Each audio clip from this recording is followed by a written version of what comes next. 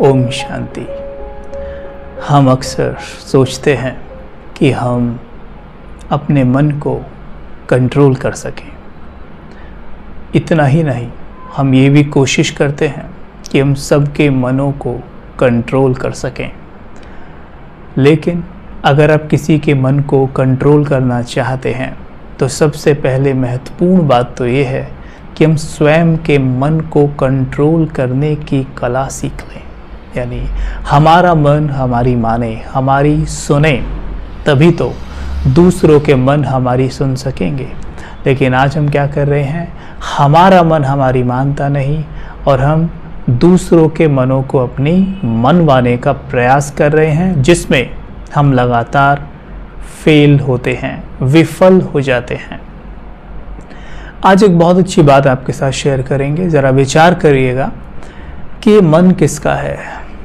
हम अक्सर कहते हैं मेरा है, राइट, ऑफ कोर्स मेरा है। लेकिन जब हम कहते हैं मेरा मन, तो अपनी छवि मन में क्या बनती है। जैसे सपोज एक व्यक्ति का नाम अमित है। अमित कहता है मेरा मन मेरे कंट्रोल में नहीं रहता।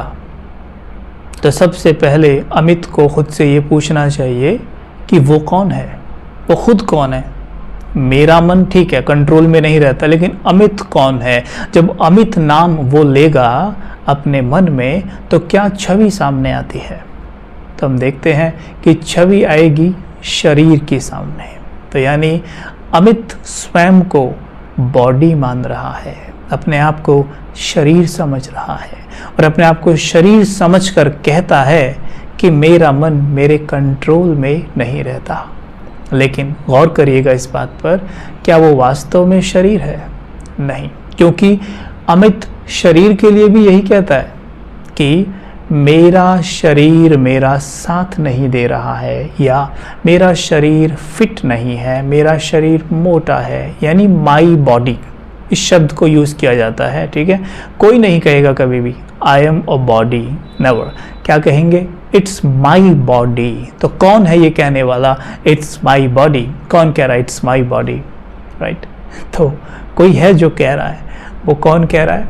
वही जब ये शरीर माँ के गर्भ में, कहते हैं 2 से 3 महीने का जब तैयार हो जाता है, तो उसमें एनर्जी प्रवेश करती है, जिसको रूह कहते हैं, शक्ति कहते हैं, ऊर्जा भी कहते हैं, प्रकाश भी कहते हैं, सोल भी कहते हैं। यानी एक नाम है उसके, आप जो नाम लेना चाहें ले सकते हैं। आप शक्ति मान के चलिए। तो वो शक्ति उसमें प्रवेश करती है। जन्म के बाद नाम पड़ता है शरीर का, लेकिन हम कौन हैं? वो शक्ति जो उसमें प्रवेश करती है। इसलिए आपस में बात करते हुए भी कई बार हम कहते हैं कि भाई हम तो ऊपर से आए हैं और एक दिन ये सब छोड़ हमें ऊपर ही जाना है।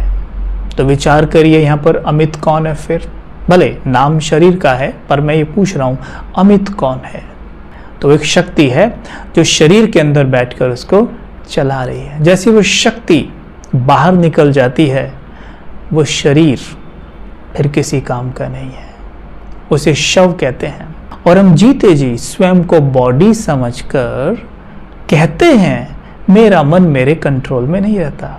तो ज़रा विचार करिए, मन कंट्रोल में रहे कैसे? मन तो हमने बॉडी का बना दिया। यानी हमने बॉडी को मन से बड़ा बना दिया। हमने बना दिया कि मन बॉडी का बच्चा है, जबकि वास्तविकता नहीं है। बॉडी में कोई एनर्जी नहीं है, बॉडी में शक्ति नहीं है जो शक्ति इस मन को कंट्रोल कर सके। वो मन तो उस ही शक्ति में है, उसी एनर्जी में है, उसी रूह में है, उसी सोल में है, जिसने माँ के गर्भ में प्रवेश किया था, जो कहती है मैं ऊपर से आई हूँ, मुझे एक दिन ऊपर ही जाना है। उस शक्ति में वो मन होता है। सोचिए जरा आप कि अमित एक शक्ति है, एक रूह है। अब अगर हम स्वयं को ये जान लें और इस अनुभव के साथ जिएं, इस रियलाइजेशन के साथ आगे बढ़ें कि I am a soul, I am a pure being, powerful being, तो क्या हमारे मन में कभी बात उठेगी मेरा मन मेरी सुनता नहीं है? मन 100% आपकी सुनेगा जब मालिक बन के उसको सुनाएंगे। और मैं यहाँ पे बैठा हूँ, जिसे शक्ति और रूह कहते हैं, वो यहाँ बैठी है। यहाँ से बैठ के बोलिए कि मेरा मन मेरी नहीं सुनता, आप कह ही नहीं पाएंगे। अब आपका मन आपकी सुन रहा है, क्योंकि मन इस शक्ति का बच्चा है। मन सोल का बच्चा है, माइंड सोल का चाइल्ड है, बच्चा है, बेबी है। इस आत्मा के पास सारी शक्तियां हैं इस मन को कंट्रोल करने की, चलाने की, खुश रखने की, शांत रखने की, राइट? शरीर के पास नहीं है।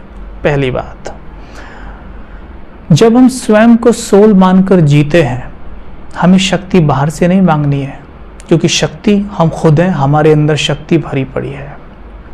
सोल बना ही knowledge, purity, happiness, peace, love, bliss, power से है, यानी वो बना इस चीज से, यानी सोल बना ही इस चीज से है। उसमें शक्ति भरी पड़ी है, शांति भरी पड़ी है, सुख भरा पड़ा है, वो उसमें ढेर है।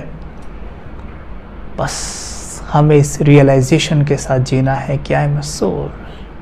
जब उसमें ये भरा ही पड़ा है तो मन को चाहिए क्या? मन भटकता क्यों है? मन यही सब तो खोज रहा है ना। लेकिन अब हम मन को कह रहे हैं, मेरे मन तो मेरा है और मैं तो बहुत शक्तिशाली हूं, मैं तो प्रेम से भरपूर हूं। तो फिर हे मेरे मन, तुम भी प्यार से भरपूर हो, तुम भी शक्तियों से भरपूर हो, तुम भी आनंद से भरपूर हो, तुम में अथाह ज्ञान है। तो ज्ञानी मन भला भटकेगा क्यों? पहली बात, इस विधि से हम अपने मन को शांत रख पाएंगे। जब भी कभी भी, पहली बात तो ये कहूँगा कि वो इंतज़ार ही ना किया जाए कि मन विचलित हो रहा है, मन परेशान हो रहा है, तब बातें शुरू की ना, पहले ही करिए। क्योंकि कुछ लोग वो होते हैं जो जिम इसलिए जाते हैं उन्हें कभी डॉक्टर के पास ना जाना पड़े, और कुछ लोग अब इसलिए जिम जाने लगते हैं कि आजकल उनका डॉक्टर के पास आना जाना शुरू हो गया है। ठीक है, तो वो इंतजार ही ना करे ना कि मन दुखी हो, परेशान हो, तब मैं उससे बात करूं। मन से रोज कई बार बात करिए। ये मन आपका है, इसे समय दीजिए, इसके बिना हम कुछ नहीं कर सकते। मन के बिना न तन स्वस्थ रह सकता है, मन के बिना न धन कमाया जा सकता है, और मन के लिए हमारे पास समय नहीं है। तो अपने मन से बातें किया करो, आराम से बैठकर, साइलेंस में बैठकर चिट चैट किया करो, शांति से, प्यार से बातें किया करो।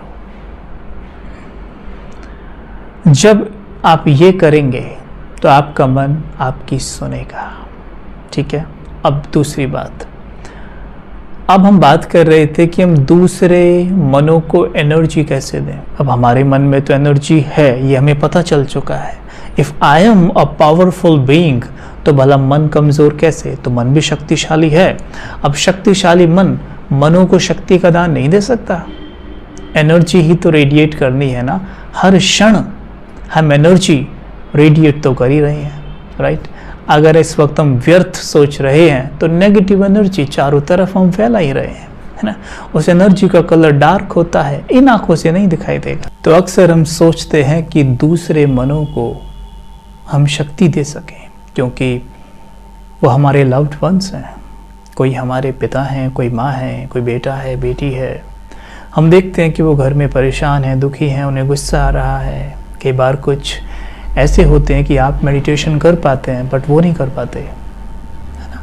वो मेडिटेट करने बैठते हैं, उनका मन बहुत भटकता है। तो ऐसे भाई बहनों को एनर्जी की आवश्यकता है, यानी ऐसे माइंड्स को प्योर एनर्जी की आवश्यकता है, आपकी तरफ से लिफ्ट की दरकार है।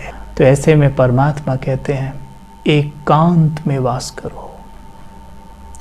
एकांत और एकाग्रता, ये दो शब्द याद रखना।